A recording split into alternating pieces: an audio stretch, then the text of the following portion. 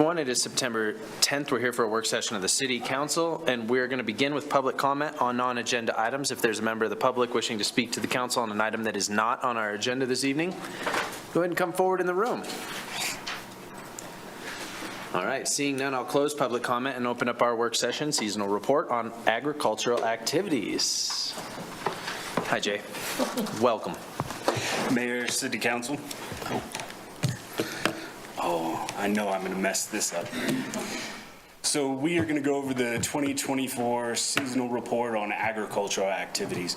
And the way that we have broken that up is past the last 12 months, the present, ongoing projects, and then the future, a couple items there that we're looking forward to.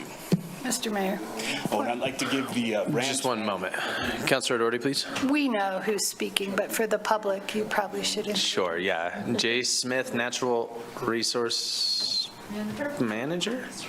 Administrator? Resource Director?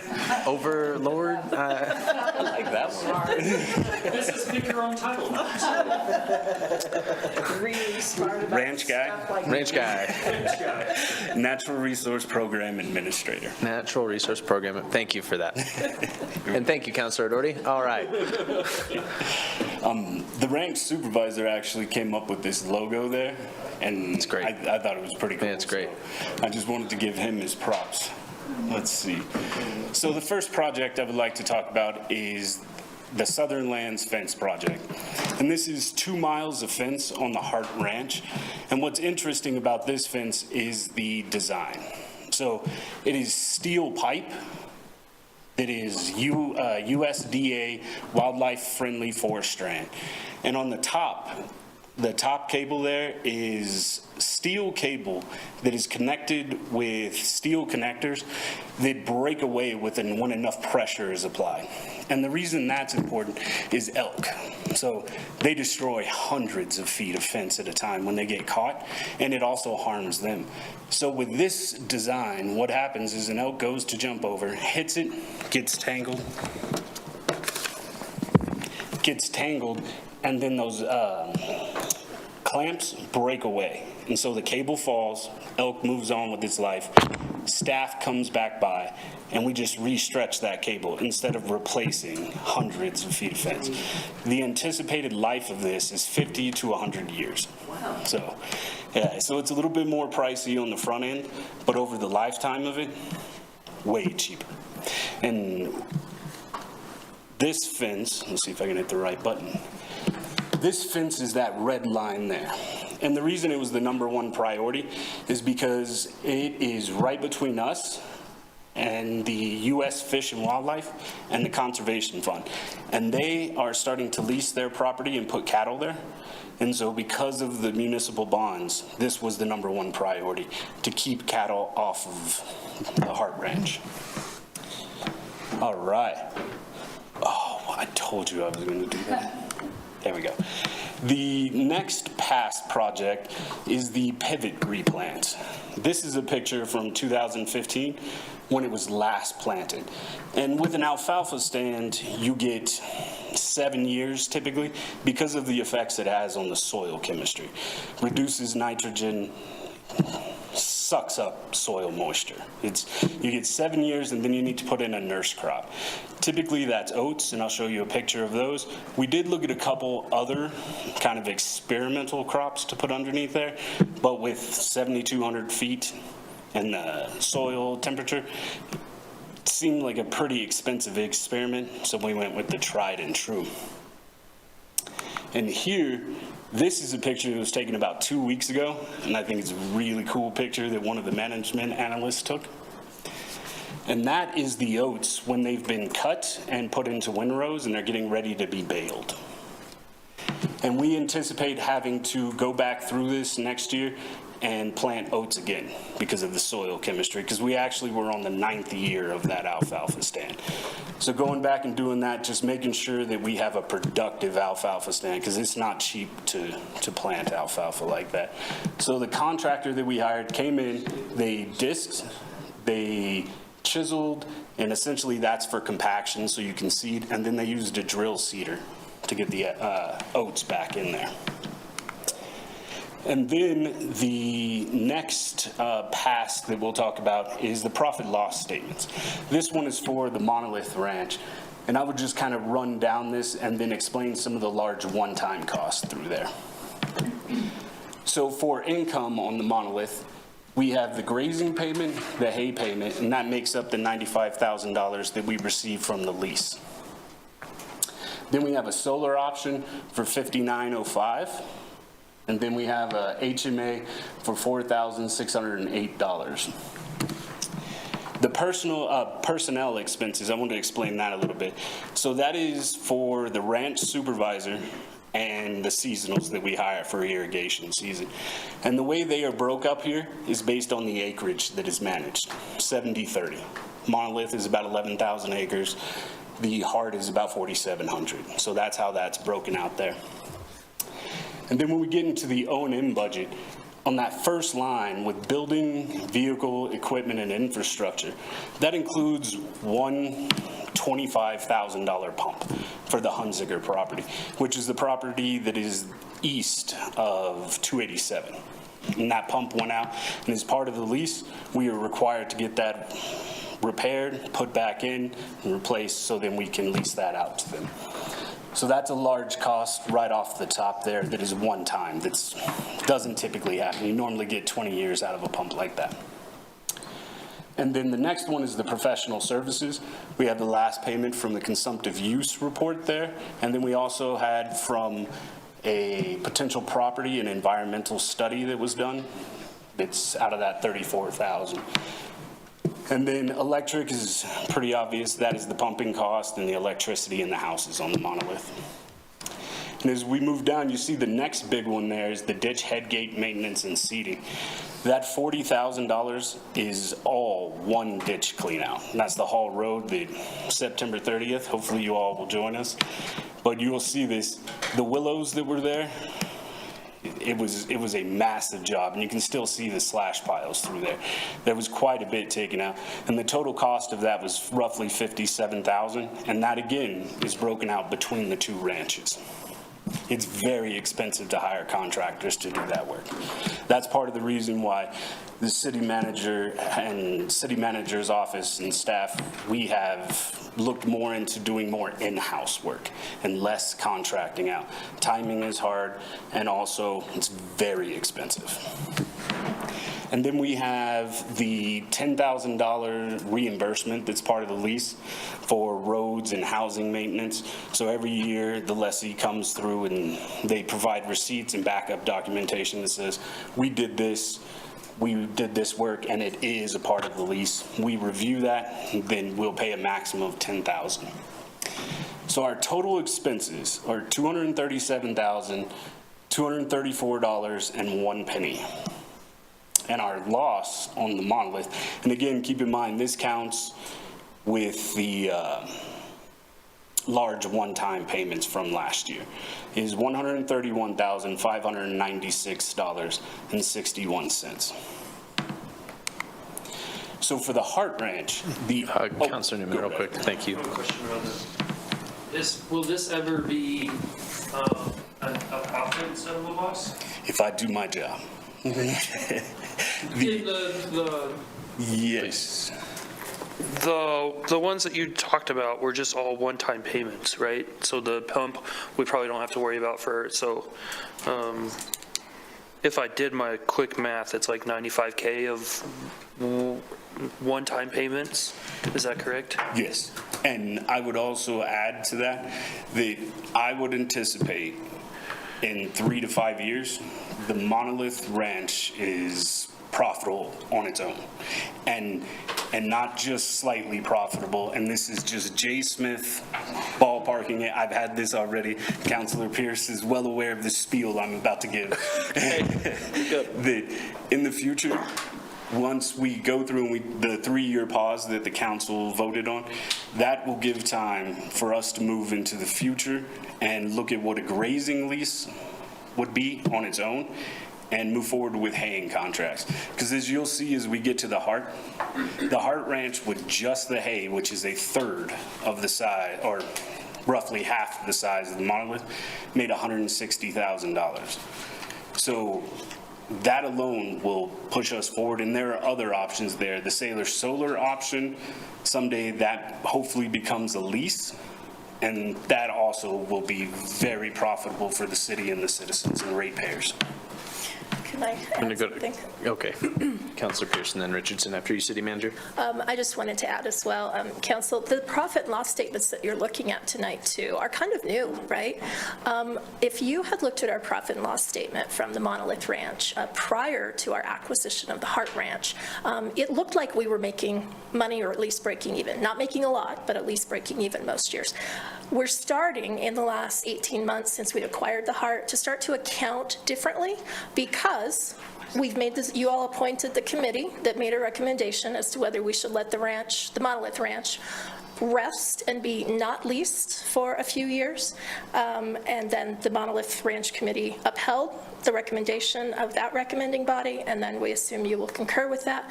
So as we're moving and transitioning toward bringing both of the ranch properties under direct city management, we are building the profit and loss statements differently than those of you that have been here a long time probably recognize. For instance, employee benefits and wages. We never used to attribute benefit costs. We didn't have a ranch manager until we acquired the Hart property, and that's when we knew the workload would be such that we would have to.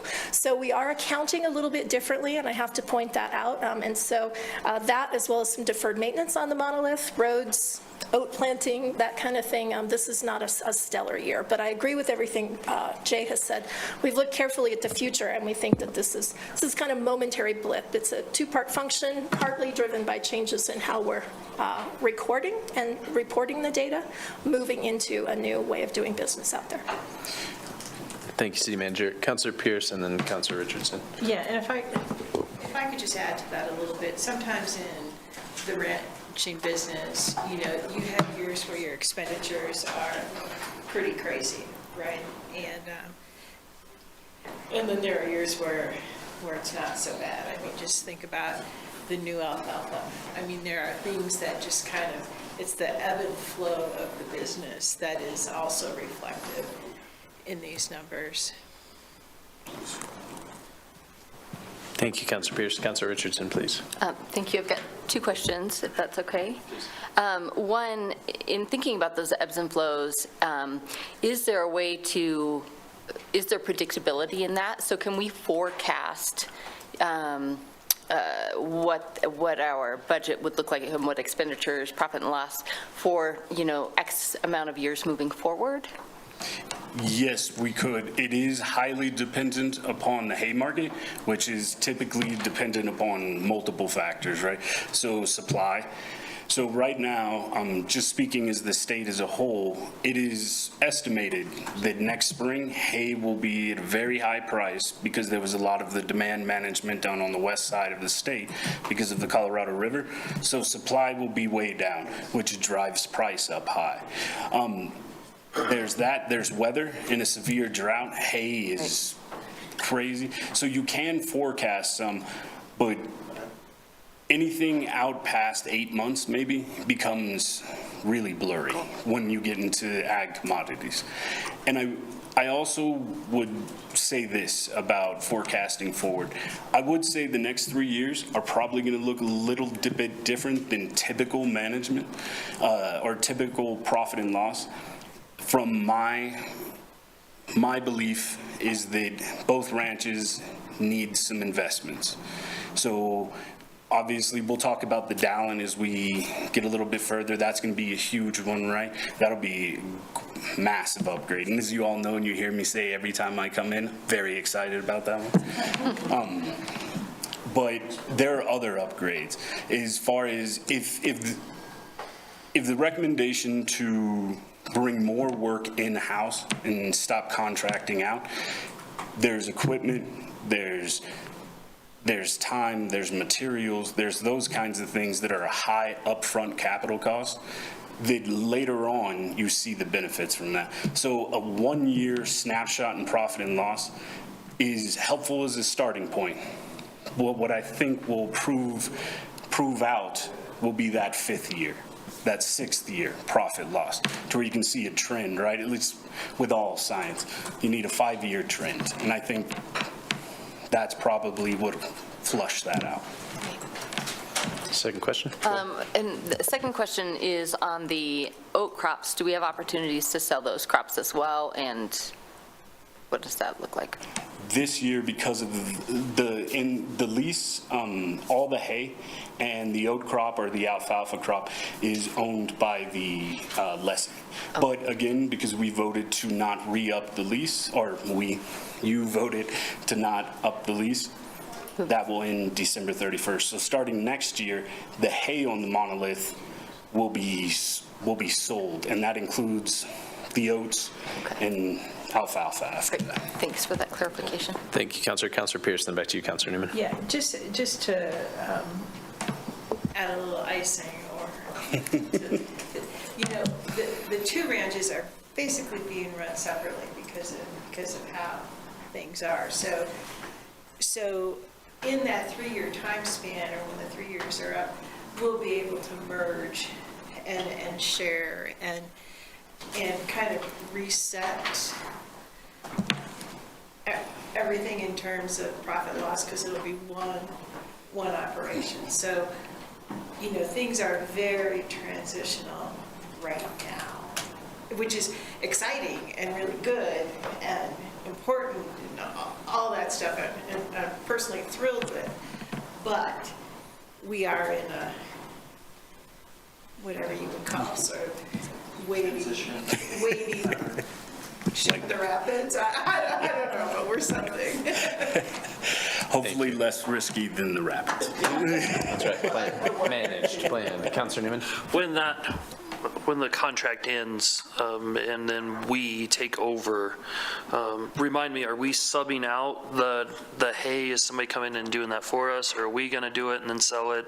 Are the people who, if it is contracted, are they gonna help us sell the hay or oats, or whatever's on the ranches? Let me know how that process works, please. So how we've done this process on the Hart Ranch is that we have taken the minimal risk. So in the RFP that goes out, what we request is what's called an on-the-stem price. You come out, you cut it, you don't charge us for cutting, baling, transporting, marketing, any of that, but you give us your top dollar. Last year on the Hart was $120 a ton, and we produced 1,354 tons, I believe. This year, it was $138 a ton. Right? But I will preface that with, we did discover we have quite the weed problem on the Hart Ranch, right? So there is some issue there about quality, which is not a part of our contract, but that is something that we are going to have to address going forward. And luckily, we are able at the ranch, we're able to take quite a few of the hand-me-downs. So we got a whole sprayer set up from mosquitoes and IPM here with the city. So we'll pay the auction price on that with the budget transfer that y'all will see. And hopefully we get the sprayer, and that will help us out to be able to take care of some of that. And so that's how we handle the hay contracts in the past. There are other options. There are shares, right? So the risk is equally shared by each party in that case. And this next 3 years, that pause will give us the opportunity to see, how do we want to do this going forward? Is it best to just do on the stem and minimize risk completely? But we will never maximize profit that way, because obviously if we're getting rid of risk. Shares is one way, right? Like a 60-40 split where the city takes 60% of the profit. The contractor would take the 40%. But with that, there's quite a bit of risk in there, right? Because then when they go through and they cut, the contractor may think, hey, I'm not going to cut everything.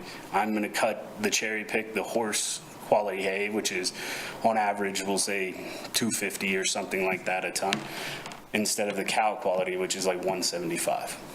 So measuring and balancing all of those will take some time. And it's also, to just put this out there, we need some time to figure out what we have.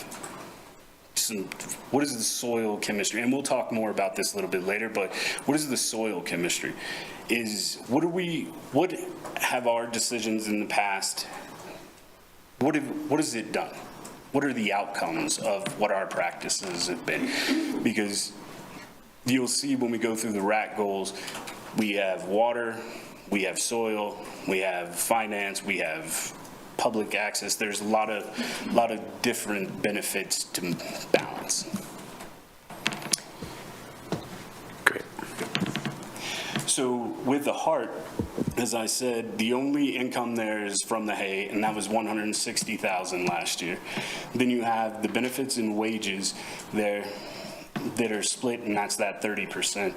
And then we had some large cost here with the building, vehicle, equipment, and infrastructure from putting in lights because there is no shop on the Hard Ranch.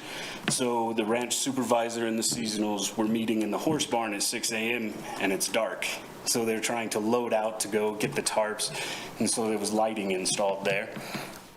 And then as you move down, the next big one is that ditch and headgate. And again, that is the Hall Road ditch, which hopefully y'all will see. And it was quite the job there. That's 30% of it. And then the other large one-time cost here is the road street materials and service.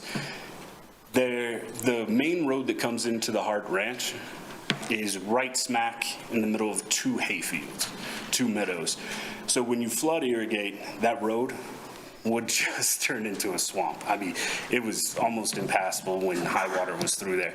So last year, it was raised 2 feet. And so that's the cost of raising, I think, 3,600 feet of road, 2 feet, and putting culverts underneath it. So then we could irrigate on both sides. And so you can see, and then also you pay fertilizer on the Hart Ranch because the lessee pays the fertilizer costs on the monolith. But on the Hart, there is no lease, it's city managed. So that was $31,000 last year.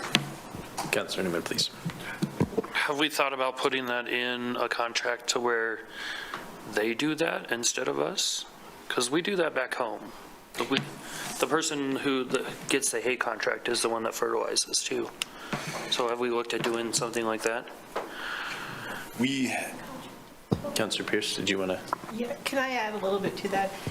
We're also thinking about not fertilizing at all, mostly because we want to check out the quality of the soil. Look at the soil. Yeah. And then once we learn quality of the soil over the entirety, right, then we will know what to do. And we don't know any of that yet. We don't know any of the science on the soil.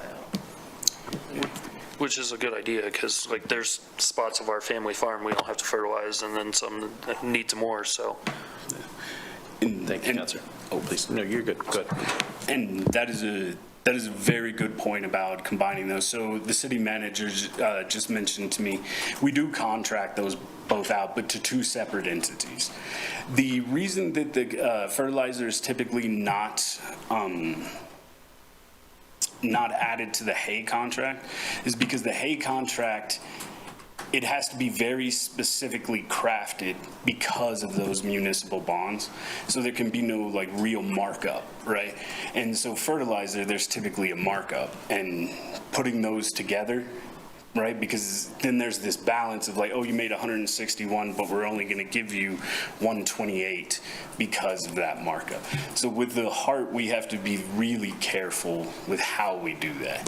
And that's one of the reasons why those aren't put together. And then typically the hay contractors that come in are not really involved with fertilizer normally. Not all of them, obviously. I'm not going to wide brush strokes there, but typically they're two separate entities. Thank you. All right, back to you. All right. And so after our income and our expenses, the Hart Ranch had a loss of $3,848.46. And this is with a one-time cost, just roughly throwing it together right now, of about $80,000. So I think in the future, we can pretty easily estimate this is going to be profitable. And I think this is a really good pilot study for future leases, and this is without grazing, right? Because a grazing contract or lease would be separate of the hay. So the hay has one income stream, and then you have the grazing.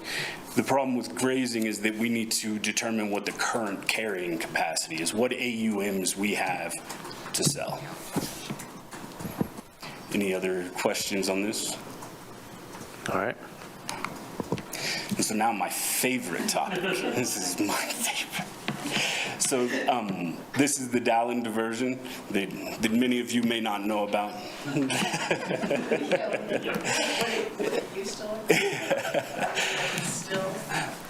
So it still looks like this.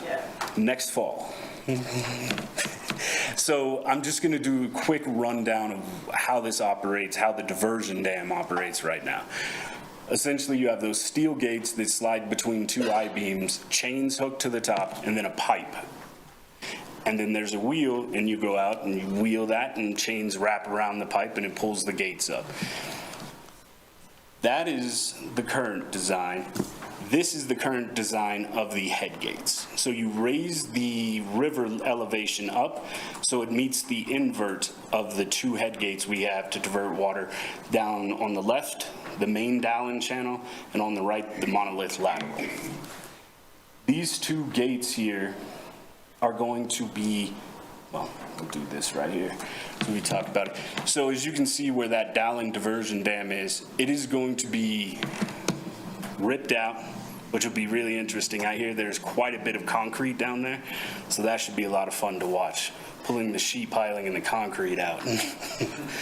But they're going to remove that and then put in Obenmeyer gates. And Obenmeyer gates are steel plates with an airbag underneath them, and as the airbag fills, it lifts the gates.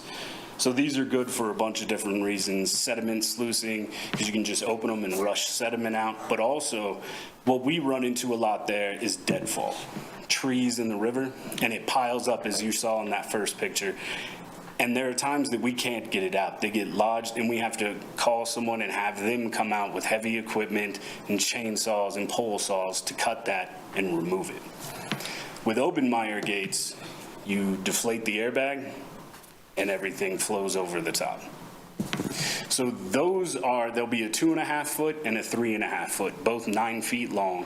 Then the fish passage along the left side of the channel there, that'll be made up of large boulders and cobblestones. So brassy minnows, Iowa darters, those kinds of fish can make it through there. And then the head gates are going to be removed, and one single head gate will be put in place. And we're hoping that with that new design, we reduce deadfall, we reduce sediment that lines up there, and that is the purpose of that design. So now the project partners, because all of these entities not only are providing funding, they are also providing technical expertise, right? As you can see from these groups, we have quite a few wildlife, habitat, and aquatic specialists. We also have water development, who's engineering specialist. We have the NRCS, who's conservation, soil, vegetation. So they are providing not only funding, but that expertise. And there was a question on the last NRCS grant if I would come back and give an update on the funding, and I will do that right now. I wrote it out so I don't mess it up. So far, we have $1.1375 million from water development. That is in hand. We have $25,440 from Fish and Wildlife Service. That is also in hand. We have $554,203 from the Natural Resource Conservation Service. That is in hand. We have a pending grant with Ducks Unlimited for $400,000. We have a Game and Fish grant for $60,000, which I'm almost certain we will get, but it's still pending, it's not official yet. Then we have $7,500 from Laramie Rivers Conservation District. And then we just submitted an application for $390,000 to the Wyoming Wildlife and Natural Resource Trust Fund. The city has already encumbered $75,000 for the Dallin diversion. We will need an additional contribution of $175,000, which you've seen on the bottom of those, the summary sheets. And that is for a 10% match, which will take the total to $250,000. And a budget amendment will be put in front of you for your consideration. The total in-hand funding as of September 1 was $1.792 million. The pending funding is $1,032,500, and the total anticipated funding is $2.8 million. So we are, if everything works out perfectly, which I think it will, I'm an eternal optimist, the entire project will be funded with these funds that we've accumulated. Hear, hear.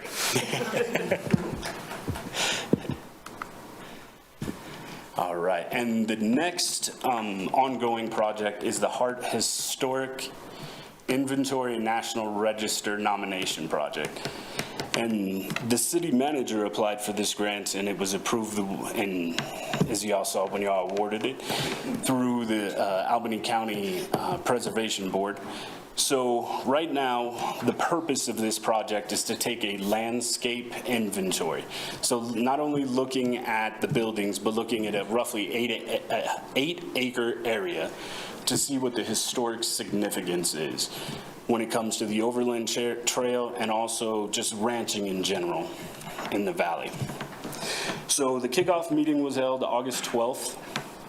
The state archaeologist and the archaeological consultant, they came out, they did excavations, they did building analysis, and also the amount of research that they do looking through some of those documents is amazing.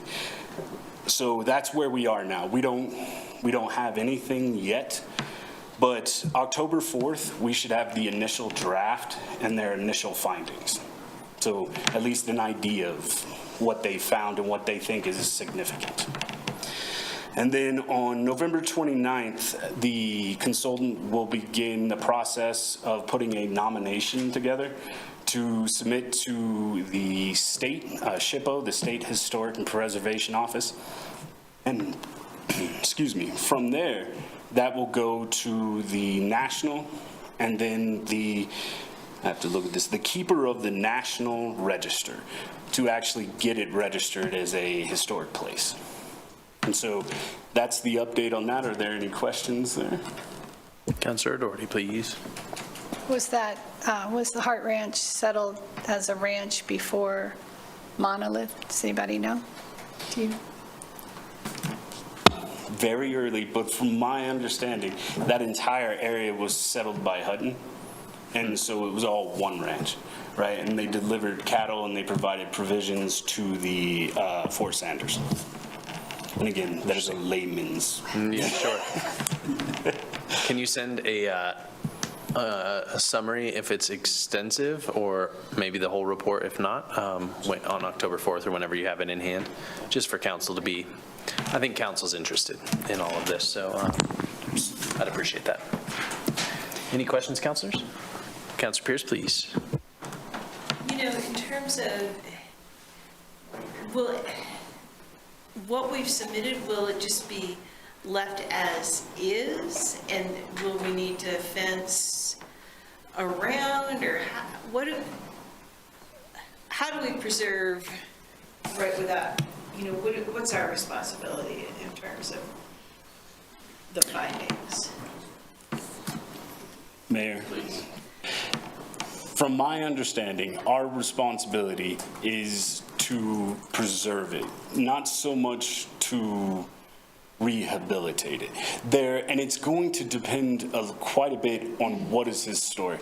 Because just from being out with the state archaeologist and watching some of his excavations and listening to him, the longhouse by the horse barn, by the corral, that looks like it's been pieced together, his initial thoughts, again, just very initial, were that those buildings were moved. They're not original to that piece of property, because they would have dirt floors and there were no artifacts underneath the floors. And they dug a 1 meter by 1 meter pit there, and they were really shocked by it. I will tell you, over by the blacksmith shop, they excavated a historic trash pile, and there were casings of calibers I've never even heard of. 56, 55s, they found old glass. So it's a layman's understanding is that that's probably historic. And I also think that it's pretty cool, right? So I think that will be more of a decision for the council and city manager, kind of what does that look like, going forward? Like, what do we do there? Great, thank you. Other questions? All right. All right, so now we're into the future, and Councilor Pierce stole a lot of my thunder already here, so. So with the 3-year pause that the council voted on to move forward with, this gives staff, the council, everyone time to look at what we have while still keeping the main function of the ranch intact. Water rights will be used beneficially the way they have since the initial purchase. So that will stay the same, but it will give us that 3 years to look and see what should a lease look like? What is most beneficial for ratepayers, right? What is most beneficial for the future of this? And so during that time, there's quite a bit of information that we can gather that is already out there, that has already been done. There's been multiple studies on the Monolith Ranch. And I think from staff's perspective, we could put what we think of as a comprehensive plan together. 80% of that could be done from existing information. Taking that in, water rights don't change unless you change them. That portion, we have both of those sides done. We know what those are. As far as soil analysis, we, as Councilor Pierce mentioned, we have an expert on the rack who is more than willing. He put a soil lab in his garage. So he is more than willing to help us out with that. And by using what we already have, and also in Laramie, we're lucky because we have lots of experts who are willing to help. We can leverage, those experts, LRCD, UW, whoever it is, to gain another 20% of that, right? And then maybe there's 5% that we do actually have to go out and hire a consultant to fill a tiny little hole. But I think the majority of the plan can be done at no cost. And then we have a plan for the next 20 years of how these two properties are managed.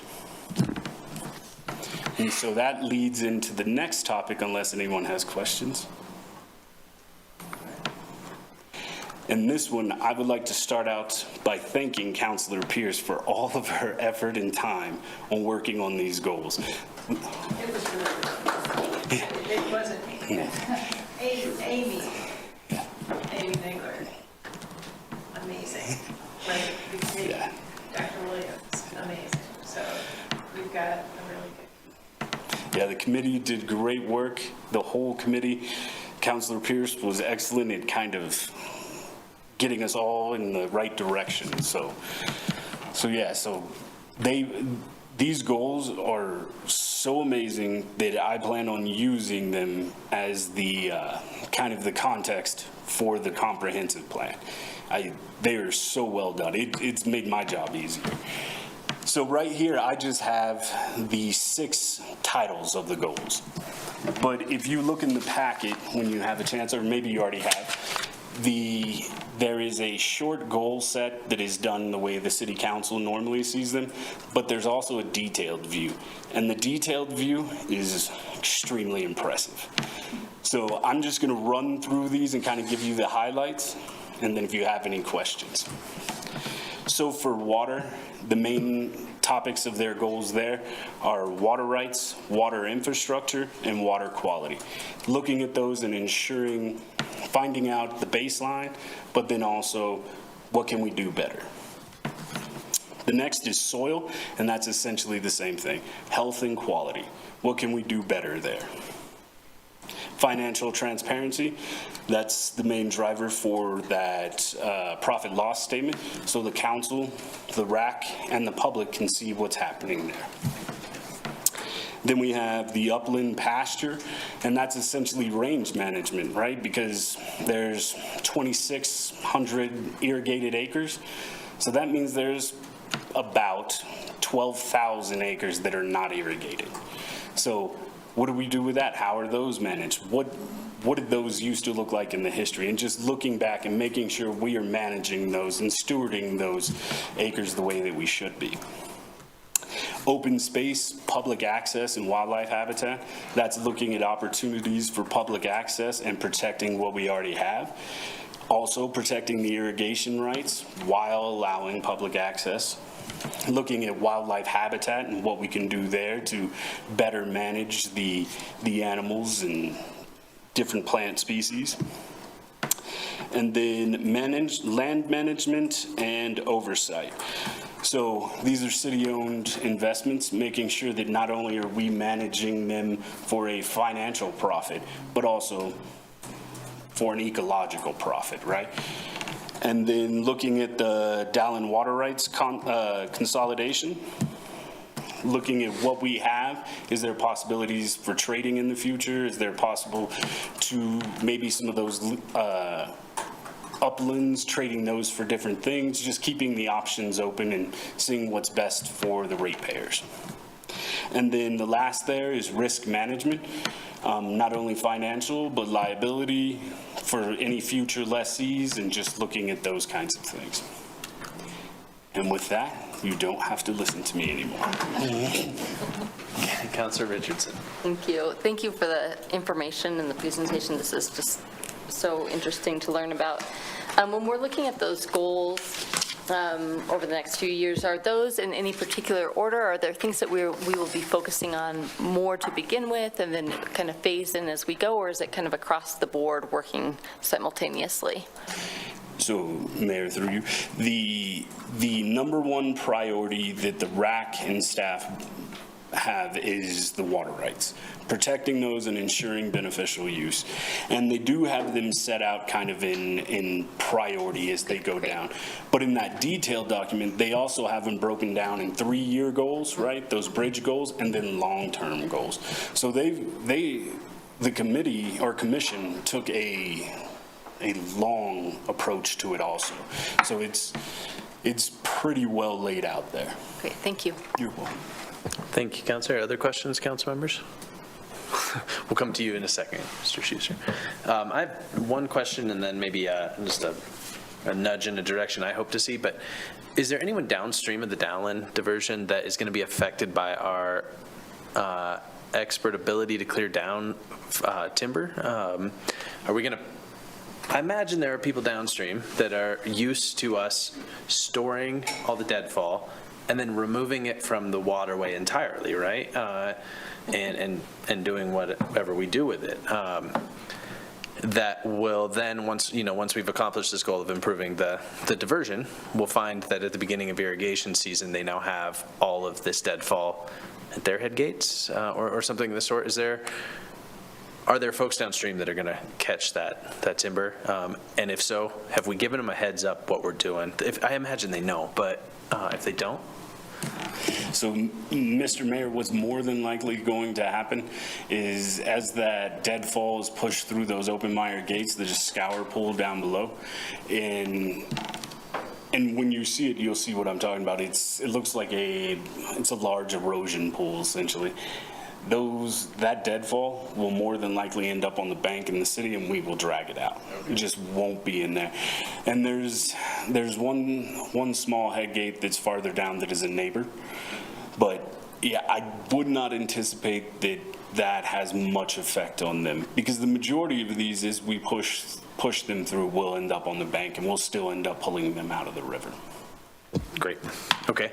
And then I guess as we develop grazing options on, frankly, either ranch, is there a consideration? It's further down the sort of like the wildlife and habitat conversations, but certainly cattle along the bank would be sort of destructive to fish habitat, and I think there are, myself included, a decent amount of people locally that are quite interested in fishing this water, who would be bummed if we put cattle right up on the bank. Is that part of the consideration for the advisory commission? Mr. Mayor, yes. It is everyone's hope to remove water gaps and pull cattle away from the river. It's not really healthy for any of us, right? It's hard to ranch when your cattle are in the river. Sure. And so it's not great for the river. Yeah, you right. know? So, yeah, that's something that the city has been, even before my time, that there's a lot of work, and the lessee has done quite a bit of work to pull them out of there. Some of the solar tanks that have been put in, the stock tanks, the sole purpose of them is to move them out of the bank. That's great. Thank you. I appreciate that. Other questions or comments, council members? All right. Administrator Smith, thank you. And Councilor Pierce, thank you, too. And thank you, Jay. Thank you. Yeah. But I'm going to just say thanks to you again, Councilor Pierce, because you have done a heavy lift on this commission and in crafting the goals and objectives and steering the ranch in a good direction for quite a number of years. So, all right, we're going to turn it over to the public. Mr. Schuster, for your first up.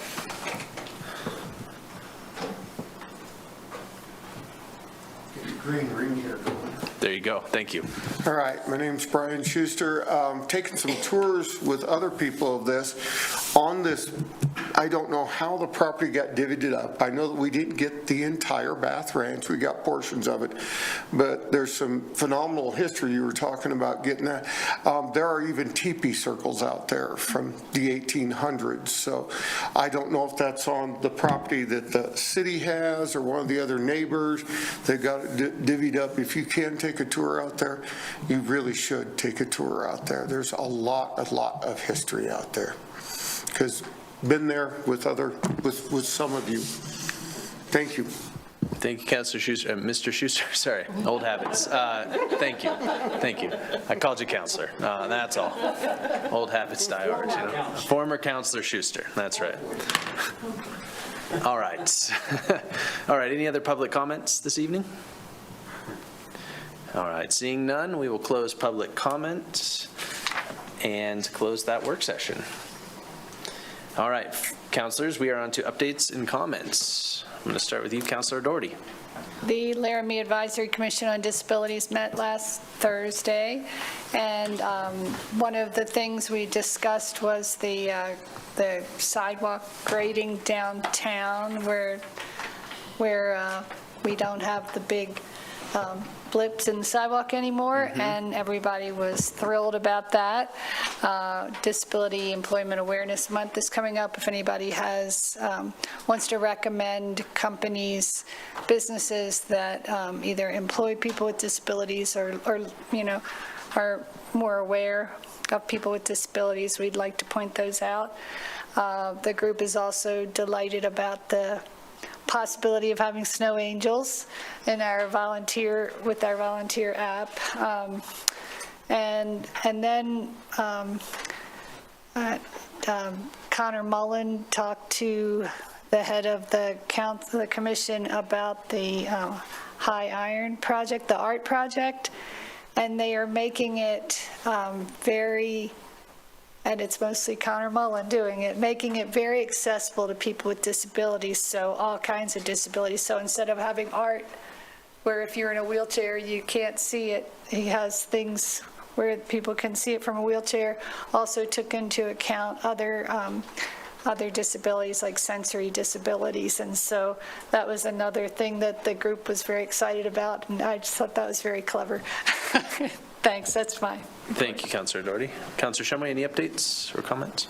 I'll briefly mention that we did have the Region 1 WAM meeting. Many of you attended that, and I thought it was very informative. We had Trey Sherwood report to us on legislative things, and also I thought it was very well attended by our council and our region, and we obviously introduced a new executive director who I'm sure impressed all of you as we move forward. That's it. Thank you, Counselor. Counselor Pierce? Yeah, I really don't have any updates. I don't, Great. that I can think of right now. Sure, sure. All right, the URA, Counselor Pierce, you and I did an interview for the URA. Oh, that's right. That person will be on our next agenda, on the consent agenda. Also on the consent agenda will be the goals for the ranch. So familiarize yourself. They're coming next week on the consent. We have a quite short agenda, so all the action is in our consent agenda next week, but it's not much action. And airport meets tomorrow, I think. All right. To you, Vice Mayor. Thank you, Mr. Mayor. The Laramie Police Advisory Board met on Tuesday, and it was one of our non-voting meetings where we meet for training. And we began the first part of our training on active shooter. And it was really sad that the next day, we had an active shooter event in Georgia. But the trainings with LPD have been really remarkable, and they have put a lot of effort into working with us. I thought that the WAM meeting was very good. I enjoyed being there and look forward to participating more. The LPD was at the farmers market on Friday from 3 to 7 p.m. and members of the Police Advisory Board attended and were present. And then I provided greetings on behalf of the city and the city council to the Buddy Walk at Washington Park on Saturday. And that was really great, and did the walk with them. Thank you, Vice Mayor, and thank you for hopping in and doing that. It was fun. Yeah, it's maybe the most fun thing I've ever spoke at in the past. Yeah, they So told thank me for you joining. wanted, you were jealous. I was jealous. All right, Counselor Newman. Mirror everybody's whim. That was a good meeting. New director, looks like she's going to take the reins and start running, which was fantastic. You guys got some emails about a couple dates. The youth council is going to pass out the passes to the rec center. So if you guys can make those, that would be fantastic. That's all I got. Thank you, Counselor. Counselor Richardson. Thank you. Downtown Development Authority is meeting next week. We have shifted our meetings to meet on the third Monday of the month. And so we skipped last month due to that shift. So we'll be meeting again next week.